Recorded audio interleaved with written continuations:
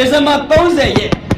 317 night 10 minutes ဆိုတကားတွေကိုဖွင့်လိုက်တယ်ကားတွေဝန်တီးတယ်ကားဝန်တက်ပြီး Happy New Year Happy New Year ဒီကဘာလို့New Year ဗမာလည်း New Year ဖြစ်တာ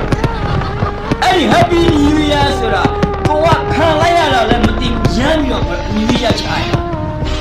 အဲ့ဒီ Happy New Year ဆိုတာကျွန်တော်တို့ခံလိုက်ရ1980ကကျွန်တော်တို့မင်းဆက်လက်ပြုတ်တော့နေမွေ Empire လို့တွတ်သွင်းပြီးတော့မှကျွန်တော်တို့မြန်မာပြည်လုံးကျွန်းဆက်ခင်းပြီးတော့မှ